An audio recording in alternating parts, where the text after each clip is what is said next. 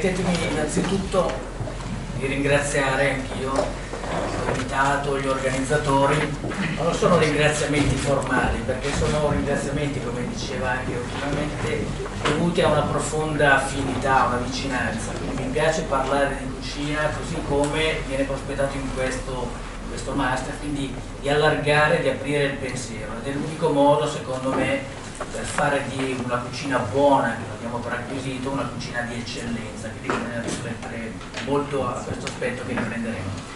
Io utilizzerò molto l'amicizia, fra l'altro, con i fratelli Alaimo, perché abbiamo condiviso delle battaglie senza neanche saperlo, perché eravamo su fronti diversi. Appunto Raffaele prima parlava di queste barriere che alzavano, tentano di alzare tuttora i francesi, e quindi è stato bello per me riuscire a ottenere determinati risultati. Quindi ho accettato di buon cuore, perché secondo me c'è molto da seminare in un ambiente che è molto fertile, quindi come quello proprio della passione giovanile che vi attraversa. Devo ammettere anch'io che sono emozionato, perché preparare questo intervento ha voluto dire ripescare tutta una serie di considerazioni, di riflessioni, eccetera, ed è partito un gioco un po' alle scatole cinesi, dove un argomento ne richiamava un altro, e quindi senza... Poi a un certo punto ho detto stop, perché ovviamente qui si scrive. Allora, da un lato mi spaventa il fatto che tutte le cose che io accennerò sono già state dette, quindi non vorrei essere ripetitivo, però da un lato mi fa piacere sapere che sono le cose che condividiamo, quindi quelle di cui cercheremo di ragionare, sulle quali cercheremo di ragionare.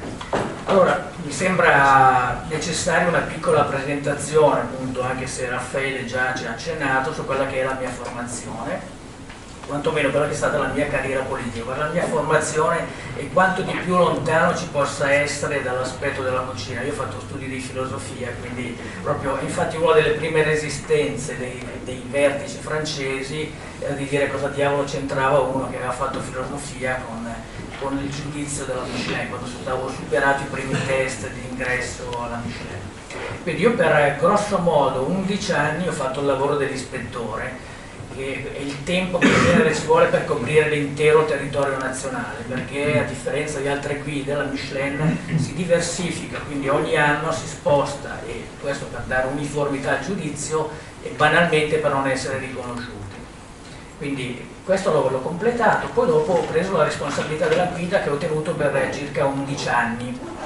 Poi dopo mi sono occupato di comunicazione sempre per il gruppo, quindi questo lo dico perché mi ha permesso di avere un approccio al giudizio sulla cucina, alla ristorazione da punti diversi. Quello dell'ispettore, che è il piccolo portatore d'acqua, e nel caso della Michelin assolutamente anonimo, perché nessuno figura, appunto, è sempre nascosto, eccetera eccetera, ma concorre a un giudizio collettivo, a quello del responsabile, che deve avere uno sguardo un tantino più lungo per individuare quelle che sono le tendenze e tutto quanto. E quello della comunicazione, perché poi mi ha dato modo di condividere con colleghi quello che era la percezione che al di fuori della guida si aveva dei giudizi di Michelin. Dico tutto questo non per fare dell'aneddotica, cioè voglio dire, anche se ce n'è tanta, no? Perché tutti immaginano l'ispettore della guida Michelin come il bibendum grassissimo, che non si può neanche, che se non mangia non è nessuno. Un piccolissimo episodio per far capire che cos'è, com'è la percezione che dei bambini, quando le mie figlie erano piccole e necessariamente a scuola c'è il compito cosa fa il tuo papà, e ovviamente alla domanda io prima ho risposto vado in ufficio, no? E dice no, dice, la maestra ha detto che vuol sapere che cosa fai, no? E allora io gli ho fatto vedere quello che è un film che adesso è sparito, La Lava Kosha con De Funès, che è una parodia di come funziona la guida Michelin. Nel film si chiama Guida du Chemin, è una parodia molto seria, nel senso che va a prendere le terminologie. Non c'è niente del genere, perché nel film, tanto è vero che poi le mie figlie andavano nell'armadio a cercare i miei travestimenti, lui si veste da vecchina, preleva dei campioni dalla cucina per analizzarli a caso. Non è così. L'ispettore della guida Michelin ha le vesti, diciamo, riveste il corpo del cliente medio, quindi non va a cercare l'impossibile, cerca di riportare quello che è il giudizio che il lettore della guida troverà nel proprio ristorante. Questo però mi presta al fianco a una prima osservazione riguardo alla Michelin, che è non a caso, voglio dire, ora i ristoranti di eccellenza si chiamano stellati, quando praticamente gli stellati una volta erano una terminologia tipica della Michelin, perché le stelle le dava la Michelin, adesso si dice stellato per un ristorante di eccellenza. La stella è quanto di più pericoloso ci possa essere per una carriera di uno chef. So che è paradossale che lo dica io, però praticamente la stella ognuno deve vederla nel proprio percorso, non deve essere qualcosa di esterno, ci sono troppe persone che si sono bruciate veramente la fantasia, l'entusiasmo, eccetera, eccetera, alla ricerca di qualcosa che praticamente era talmente evanescente come la stella. Io ho visto ristoranti nelle zone più improbabili a riempire la carta dei vini di vini francesi perché pensavano che praticamente gli ispettori cercassero questo in onore alla Francia. Allora, pian pianino la guida Michelin ha acquisito anche autonomia da questo diciamo così, sovraintendenza della Michelin francese. Nel senso che è vero, come diceva Raffaele, all'inizio quando anch'io sono arrivato alla Michelin i francesi volevano mettere becco dappertutto, no? Quindi anche a livello di una stella. Ed è stato molto semplice perché io nel giro di un anno ho centuplicato quelli che erano i dossier per dare le stelle, quindi i francesi hanno dovuto mollare un pochettino le briglie su questa cosa. Questo si è mantenuto un po' ancora sulle 2 stelle e sulle 3 stelle oggettivamente un parere loro purtroppo va sempre dato, però tutto sta quanto responsabile riesce a costruire un pochettino dei dossier che siano inattaccabili. Ecco, il terzo aspetto, che non è professionale ma è personale, è che io ho frequentato la Libera Università dell'autobiografia di Anghiari, che è praticamente un'università che forma intanto alla ricerca della propria storia, della propria autobiografia, e poi forma perché si diventi consulenti nella raccolta autobiografica. E questo ovviamente è il punto che mi dà l'appiglio al tema bellissimo che è dimenticare per ricordare. Perché effettivamente sembra un paradosso, un pochettino contraddittorio, che cosa si deve dimenticare, che cosa si deve ricordare. Però praticamente in tutto questo sta un pochettino il gioco. Chiudo sulle guide per dire che c'è qualcuno che diceva e la televisione giochi in questo verso, lo chef è un dio praticamente. Allora, è vero che lo chef non è un dio e la guida, in particolare la guida Michelin, non è il Vangelo, quindi va messo tutto in discussione, va tutto ragionato un pochettino nel contesto in cui uno si applica. Oltretutto questo lo dico perché quando uno lavora per un fine diverso da quello del trovare la soddisfazione del cliente, gli si spezza il fiato e quindi questa cosa qua lo si nota subito. Uno chef inquieto, uno chef ansioso, eccetera, eccetera, trasmette comunque un disequilibrio ai piatti che chi è esperto un pochettino, che è avvezzo andare nei ristoranti lo nota. Un piatto fatto da qualcuno che non è in pace con se stesso, praticamente è un piatto un pochettino che presenta dei disequilibri. Veniamo adesso a quello che è il tema, dimenticare appunto per ricordare. Io vorrei, prima di passare alla sfera del dimenticare e del ricordare, di richiamare un pochettino quelli che sono i fondamenti della cucina, che gravita ovviamente in questo spazio fra il bisogno e il desiderio. Quando uno mangia è perché ovviamente ha il bisogno di mangiare, quando uno va in certi ristoranti è chiaro che ha fame, ma soprattutto ha fame di desiderio. Quindi nell'intercettare, nel coltivare questo desiderio che è proprio dello chef ma che è proprio del cliente sta il successo di una cucina che non parla, vuol dire anche in questa dimensione non funziona. Allora a me viene in mente una citazione di Miguel de Cervantes che diceva che la salsa più buona al mondo è la fame, e su questo siamo nell'aspetto del bisogno ovviamente, perché non c'è niente che ti dia il gusto di un piatto se non c'hai fame. Però da qui ovviamente si parte per il nostro percorso. Allora, gli aspetti oggettivi che sottolineiamo un attimo sono prima di tutto la materia. La materia non è un fatto però puramente oggettivo. A me viene in mente una citazione che c'è nel ristorante di Savoie a Parigi, proprio, cioè lui ha fatto una specie di insegna in cui, parlando proprio della materia, dice: la cucina è l'arte di trasformare in gioia i prodotti ricchi di storia. Quindi il prodotto in sé non esiste, praticamente è una scatola cinese a sua volta, no? Come esistono varietà di mele incredibili, varietà di carni incredibili, bisogna ovviamente avvicinarsi agli elementi con attenzione. E anche qui faccio un'altra citazione, quella di Giochi in casa, perché mi sono ripescato una citazione di Massimiliano che dice: non c'è verità se non quella contenuta negli ingredienti. Mi avvicino alla materia con lo scopo di avvicinarmi al nucleo con umiltà e cerco di agire di conseguenza, con rispetto, perciò con leggerezza. Questo ovviamente mi offre l'opportunità di ragionare un pochettino su quello che è diventata la cucina adesso, che è spesso una cucina cosmetica, diciamo così, no? I fiorellini, le decorazioni. Uno dei privilegi dei vantaggi che ha avuto la Nouvelle Cuisine in Italia è quello di insegnare anche l'impiattamento, però in certi momenti ci sono delle derive puramente estetiche e basta, che a me ricordano un pochettino i giochini che si danno ai bambini quando non hanno fame, quando si distrae con qualcosa. Quindi bisogna avere il coraggio di affrontare, di andare a fondo degli ingredienti. Gli ingredienti sono veramente un pozzo inesauribile di emozioni, per chi ci lavora e per chi li degusta. Quindi non bisogna girare attorno agli ingredienti, ma bisogna valutare le particolarità e le trasformazioni che un ingrediente può avere attraverso tecniche diverse. Il fatto di trovare un pochettino una dritta concreta a quello che sono gli aspetti della cucina ci aveva tentato per primo Pellegrino Artusi, che aveva stilato anche un decalogo. Artusi, come dire, non era nato come gastronomo, uno scrittore, un critico letterario, nato a Forlimpopoli, che aveva parlato nel suo libro La scienza in cucina e l'arte di mangiare bene di quelli che sono i presupposti per far bene da mangiare. E erano cose di buon senso, ma che a volte vale la pena di ricordare. Gli ingredienti che debbano essere naturali, di qualità, di stagione, raccomandava la semplicità, ovviamente in cucina, di coltivare la passione, la precisione, la pazienza. E qui mi viene in mente un'altra osservazione che aveva fatto un cuoco, che è quella della giustezza dei gesti che si hanno in cucina. La cucina è un posto sublime ma molto pericoloso, no? È come si giudica la bellezza di un gesto appropriato in cucina, che voi non vi dovete tagliare, non vi dovete sporcare, non vi dovete scottare, questo è il vostro punto di vista, e fare in modo che anche per esempio il frastuono della cucina diventi una sorta di musica, no? Le padelle che si muovono in cucina non devono essere un baccano assordante, deve essere una sorta di melodia che prevede, che preludia quello che sarà la cucina. Valorizzare la cucina povera, e qui nuovamente torniamo un po' a quello che è il debito che abbiamo con la tradizione, che però dobbiamo totalmente rivisitare.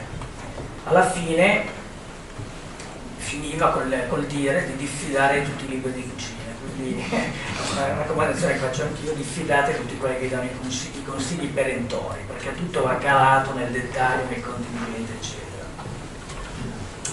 Allora, adesso abbiamo accennato a quello che è l'aspetto concreto di fare buona cucina, ma addentriamoci proprio in quello che è lo specifico del tema del master.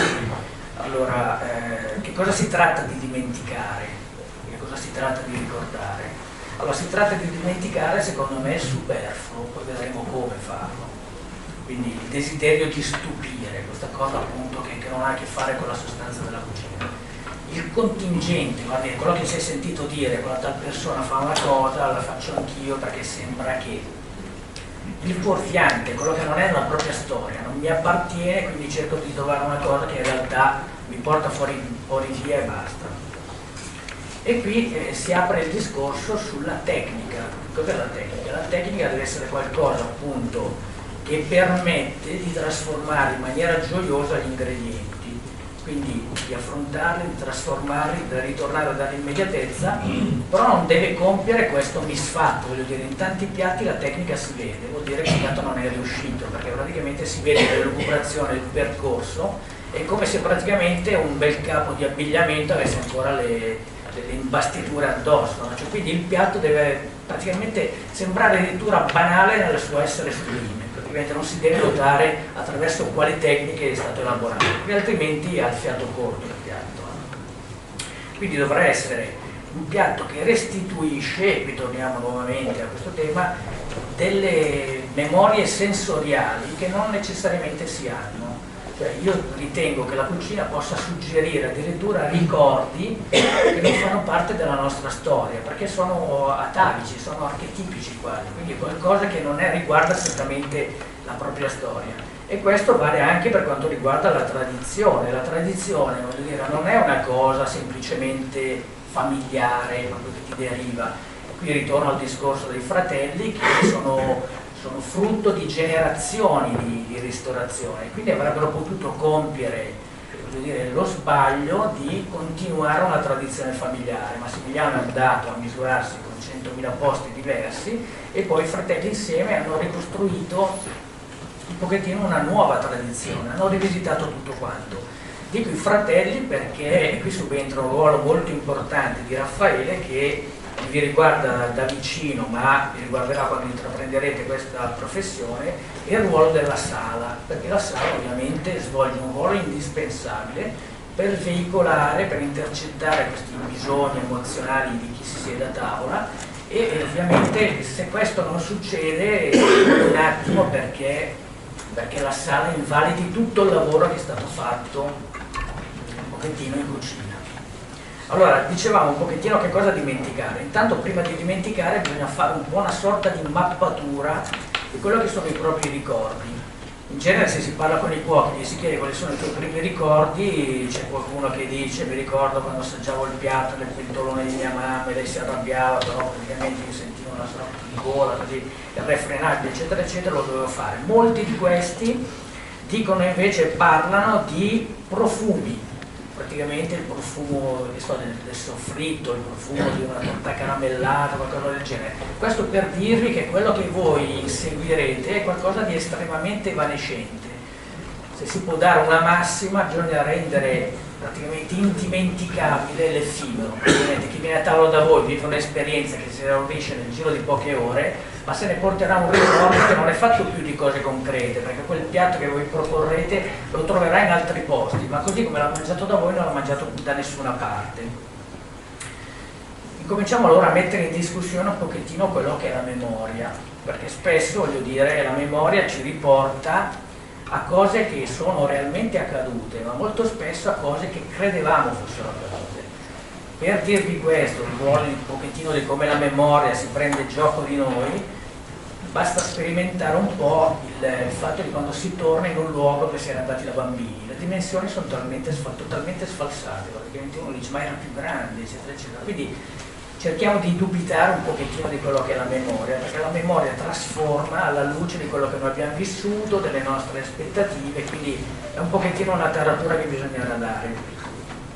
Quindi tutto sommato bisogna interrogarsi un pochettino su quelle che sono le proprie dipendenze, che in senso buono possono essere le affiliazioni, in senso negativo sono proprio veramente le dipendenze. E quando parlavo prima della cucina familiare o dell'esperienza della tradizione familiare, bisogna ridisegnare un pochettino quello che sono proprio è la mappatura delle proprie relazioni interpersonali. La famiglia non è necessariamente quella anagrafica, la famiglia è anche quella fatta dai colleghi, quella fatta ovviamente dagli altri chef che si è conosciuto, che sono i punti di riferimento. Però anche qui bisogna ovviamente fare un pochettino, ridimensionare un pochettino la cosa e passare, se così si può dire, dai ricordi familiari ai ricordi che ci sono familiari senza il GL, nel senso che sono affini a noi, quindi bisogna ritrovare un pochettino la familiarità con quello che è la nostra tradizione. Allora, quello che io vorrei proporvi appunto è una sorta di viaggio che va dall'oggettività del cibo alla soggettività della percezione. Questo mi rimanda un pochettino a quello che è appunto il mio trascorso professionale, perché io mi sono reso conto, soprattutto nel periodo in cui coordinavo il lavoro degli ispettori, che 1000 elementi contribuivano a dare un giudizio diverso di quello che apparentemente era lo stesso piatto. È chiaro che in cucina un piatto non è mai uguale, neanche fatto dallo chef a distanza di 10 minuti, però banalmente dipendeva dall'umore di chi consumava, se uno era in buona compagnia o meno, eccetera. Qui ritorno al discorso di prima, di stare attenti a chi avete, soprattutto questo alla sala, di fronte, perché diverse sono le aspettative, quindi anche nella proposta delle proposte da fare veramente a chi è a tavola. Ma praticamente l'unico modo per orientarsi attraverso queste evocazioni, cioè queste suggestioni evocative, di modo che uno sappia concretamente po' da dove viene. Questo è il discorso che facevamo prima.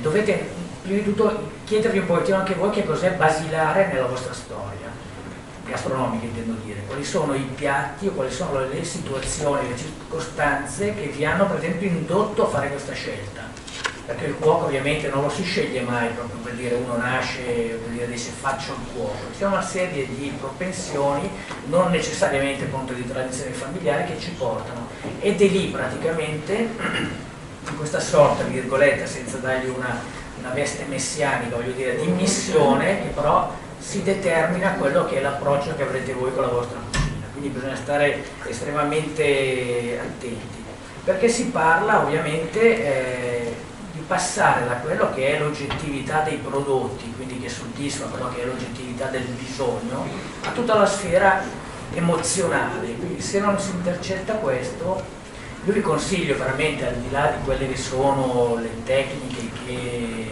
imparerete qui, eccetera, eccetera, a tenere una sorta di diario proprio autobiografico che vi permette un pochettino di delineare la vostra storia, perché questo vi servirà, adesso questo lo dico come adepto della scuola della Libera Università di Anghiari, è una cosa che vi gioverà molto come persone, perché ovviamente vi conserverà la vostra storia, ma vi permetterà anche di lasciar perdere quello che non è parte della vostra storia, perché si hanno appunto dei ricordi che non ci appartengono, e quindi poter dimenticare vuol dire dimenticare quello che è il contingente, quello che è successo perché c'era una serie di condizionamenti. Invece bisogna fare l'essenza, quindi ricordare l'essenziale, così come succede nella tradizione, che si deve in qualche modo far evaporare il contingente per stabilire veramente quello che è importante. Ognuno lo deve fare nella propria storia, perché altrimenti c'è il rischio di fare un pochettino un capriccio.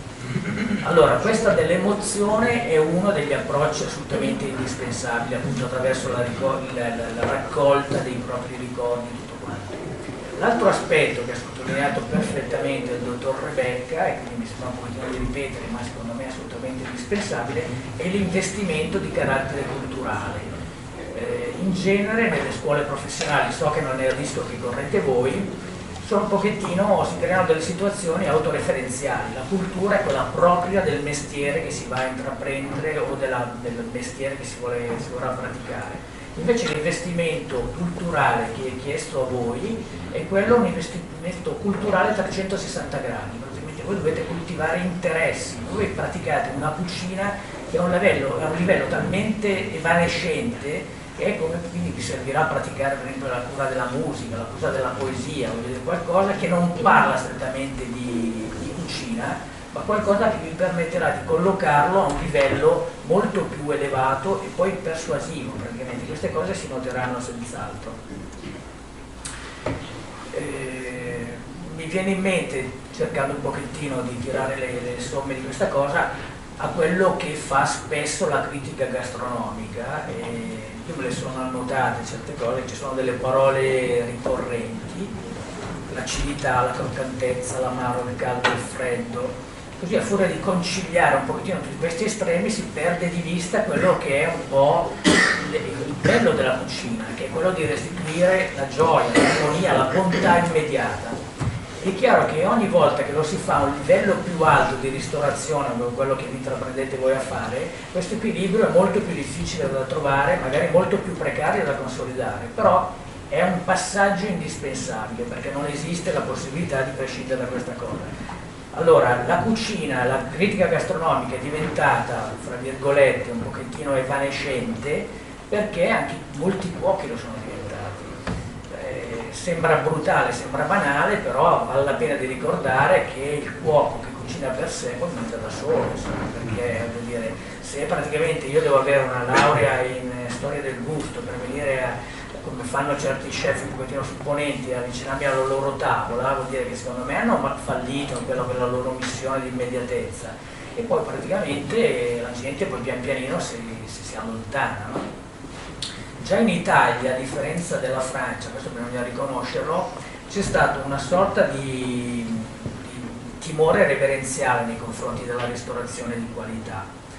vuoi perché in Italia si veniva da una tradizione, in Italia e in Francia abbiamo avuto dei percorsi storici completamente diversi, se si può sintetizzare banalmente. Voi ricorderete il film Il pranzo di Babette, praticamente questi uomini di corte che praticamente, finita la nobiltà, dovevano reinventarsi, quindi facendo un pochettino le cucine nelle case borghesi, eccetera, eccetera. Quindi è stato un pochettino un rendere più popolare qualcosa che a volte era nobile e raffinato. In Italia, tutto sommato, abbiamo fatto il percorso inverso, perché partiamo da una tradizione popolare molto seria, molto fondata, molto proficua dal punto di vista della ricchezza, e stiamo cercando un pochettino di raffinarci. Ci siamo riusciti perfettamente, voi quindi avete degli esempi veramente assolutamente indiscutibili. Però questo cosa succede? Che in Francia c'era un bacino di pubblico molto diverso da quello che era quello italiano. In Francia molti clienti non si disperdevano in esperienze tutto sommato insignificanti, preferivano non andare 2 o 3 volte al ristorante, ma quando ci andavano poi andavano in quel ristorante che ne valesse veramente la pena, perché veramente era quell'esperienza particolare. In Italia tutto sommato la gente si disperde anche in esperienze assolutamente insignificanti. Non voglio arrivare ai fast food, ma proprio anche ai ristoranti che non hanno niente. Quindi il discorso delle televisioni che si diceva prima, che veicolano questa idea della cucina come competizione, è una cucina da guardare piuttosto che da assaggiare, sono estremamente pericolose. Questo cosa aveva comportato? Che praticamente i ristoranti italiani stellati, appunto, erano una sorta di tempio mistico in cui uno doveva entrare in punta di piedi con una soggezione incredibile. Scusate, non dico tanto perché era avvezzo ad andarci, ma il cliente medio aveva un terrore veramente reverenziale. In questo si era citato prima la famiglia Santini, e devo riconoscere che loro sono stati fra i primi a scalzare un pochettino queste regole, a fare in modo che chiunque andava nel loro ristorante si sentisse un pochettino al centro dell'attenzione, anche se era la prima volta che ci andava, e forse sarebbe stata anche l'ultima, perché poi economicamente magari non se lo potevano permettere. Quindi questa cosa ha creato però un gioco veramente perverso, per cui praticamente si cercava l'eccellenza attraverso una sorta di distacco. Io mi ricordo benissimo gli anni del mio periodo di responsabile della guida erano gli anni 90, in cui si sono poste sicuramente le basi per quello che diventano adesso la ristorazione, con spunti incredibili, ma anche alcune derive che si notano adesso in certi ristoranti. E negli anni 90 intanto era in voga, uno si sedeva a tavola, prendeva il ristorante dalla carta e c'era scritto menù suggerito dal proprietario. Quindi uno doveva rimettersi totalmente, salvo arrivare, voglio dire, all'eccesso di... Io l'unico caso in cui mi sia veramente risentito, perché l'ispettore della guida Michelin non entra mai nel merito delle cose, non fa la figura del fesso, ma cerca di stare sul vago, perché ovviamente chi ha a che fare poi con la ristorazione concretamente e direttamente il titolare.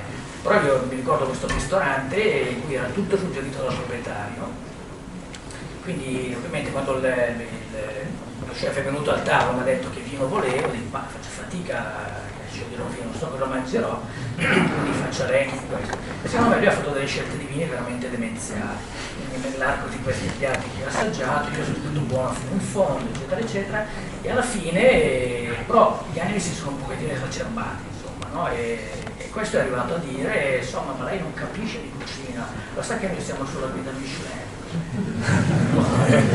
Allora io poi dopo ho finito la mia esperienza e ho pagato il mio conto, e sulla porta, l'unica volta che sono stato, poi dopo ripensandoci un pochettino cattivo, gli ho detto: ho piacere di dirle che lei era sulla guida Michelin. Questo per dire, però questo era l'apice di qualcosa che c'era nella ristorazione, c'era una sorta di atteggiamento di sfida. Il cuoco ti doveva proporre qualcosa che tu non avevi mai provato. Questo non l'hai mai provato, allora il cuoco, il cliente dall'altra parte dice no, questo l'ho già provato dall'altra parte. Proprio l'aspetto del piacere a tavola era andato totalmente perso. Praticamente sembrava che fosse una sorta di arena, invece la sala deve essere il punto di incontro di emozioni. Invece in quell'ambito lì veramente era terribile. Poi dopo ognuno aveva la sua possibilità di ricavarsi sugli spazi, però l'atmosfera prevalente era questa, di sfida fra uno e l'altro. Queste cose fortunatamente sono vicine, anche perché hanno portato poi all'isolamento di certi personaggi che appunto si ostinavano a cucinare per sé, quindi sono oggettivamente rimasti soli. Però effettivamente è una cosa da ribadire in ogni caso, dal momento in cui parte una scelta degli ingredienti, questa è un pochettino incredula, poi dopo dice io scriverò al direttore, io non procedo di prendere la direzione e ho detto le risponderò volentieri. Quindi la cosa è stata completate questo modo qua. No, giuro che si è suicidato questa dell'essenza. no, il ristorante ha continuato, voglio dire, bastava un piccolo gesto di umiltà, voglio dire, di anticipare un pochettino, che questo si prendeva per il messia che mi avrebbe aperto tutte le porte del gusto, eccetera, eccetera, e quindi poi è andato a schiantarsi da solo.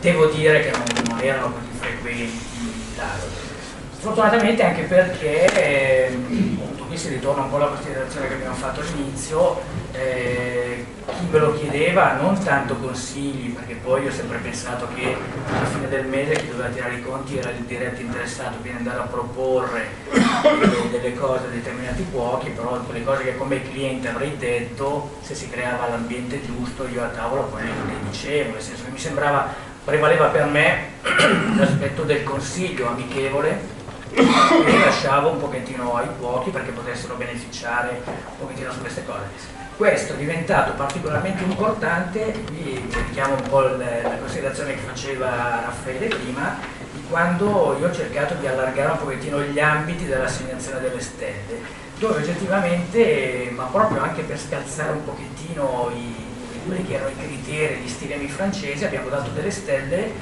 a dei ristoranti che attualmente non ce l'hanno neanche più, ma che anche allora era un pochettino eretico, no, da considerare. Però mi basavo su quello che è un pochettino il criterio, la definizione della stella, che la stella è nel piatto, quindi praticamente tutto si veicola attraverso il piatto. È chiaro che un piatto proposto in una trattoria, la trattoria dell'angolo, e poi proposto in un ristorante tristellato deve essere diverso, però praticamente non è che mi lascio incantare da quello che è un pochettino l'ambiente, il decoro, eccetera, eccetera. E anche questo, qui ritorna al tema di prima, che cosa si deve dimenticare? Quando si entra dentro in un ristorante si deve avere la considerazione di dove si è, per non essere degli sprovveduti, ma si deve anche dimenticare, quindi praticamente non si dà niente per acquisito, quindi devi emozionare tanto quanto. E quindi questa cosa qua è molto importante, insomma. Quindi basarsi su quello che è proprio la propria esperienza, vuol dire acquisita, trasformazione, e cercare di regalare qualcosa, appunto la gioia. La gioia è un termine che in cucina non sempre si ritrova, però per esempio mi vengono in mente anche alcuni ristoranti, possiamo anche citarlo, il primo che poi in Italia e anche in Europa ha avuto la stella, faceva una cucina vegetariana, Gioia a Milano, anche questo, voglio dire, ha introdotto delle cose, intanto ha sdoganato un pochettino una cucina che veniva considerata una cucina penitenziale, no? Che il vegetariano era quello che non doveva stare attento a questo e quest'altro, e anche lì invece lui ha avuto il coraggio di dire azzera la cifra, quindi non ricordarti che il piacere te l'ha dato solo il filetto a 2 dita, si può avere il gusto anche in altre cose, quindi azzerare la cifra della memoria in questo senso anche. E poi introducendo, perché lui la faceva anche magari un po' in maniera teatrale, no? Dei rituali, ti serve magari un dessert con una clessidra per ricordarti che non lo devi mangiare ingurgitante o quasi come un disperato, ma dando cadenza a quello che fai, oppure suonando il gong a determinate cadenze del piatto, così. Non occorre arrivare a quello, però praticamente è molto importante ristabilire quello che è la ritualità della cucina, perché appunto, come si diceva, pensiamo un po' a quello che erano le cucine nelle nostre famiglie. Qui ritorniamo alla memoria. La cucina sicuramente era l'ambiente dove si preparavano i cibi, però era un luogo di incontro privilegiato. Un tempo addirittura c'era il salotto che si apriva la domenica, voglio dire, si stava sempre in cucina, non si andava in sala, no? Alcune case c'era addirittura ancora il celofano sulle sprecate, no? Quindi praticamente la ritualità della cucina che è, quindi del ristorante, che è un luogo di incontro. Bisogna ripescare, anche qua appunto, ricordare, dimenticare il contingente, ma ricordare quello che è essenziale, che la cucina è convivialità. quindi praticamente se non si soddisfa nell'ambiente, nei piatti e negli ingredienti questo aspetto, si rischia un pochettino di mancare. Si fa comunque sempre una cucina buona, poi ce ne sono tanti e non si lascia segno, insomma. Ritorniamo, se uno si prefigge di coltivare la propria stella, non la stella Michelin, deve veramente differenziarsi in quello che vuol fare. Ecco, sempre per ritornare un po', poi mi avvio a concludere, un pochettino a quello che è l'aspetto evanescente della cucina, io vi ho citato prima che secondo me uno dei temi ricorrenti, per esempio, è assolutamente un sottofondo indispensabile per quello che mi ha accompagnato nella mia attività anche nei miei studi, è la musica. La musica è quanto di più assolutamente evanescente, inconsistente, perché parla e non se ne può parlare di musica, così come non si può concretamente parlare bene di cucina. La cucina va assaggiata, invece la cucina spesso è alla televisione, la si vede, la si guarda per sentire dire. Però bisogna veramente fare in modo che la cucina, che la musica ci sia non solo in quello appunto che succede in cucina, che si battere le pelle, eccetera, eccetera, ma che sia veramente un'atmosfera che i piatti inducono. L'altro aspetto appunto che mi piace sottolineare è la poesia. Anche la poesia parla in maniera un pochettino a volte arcaica e astratta, ma di cose profondamente concrete. La vera poesia sono immagini di aspetti concreti della realtà.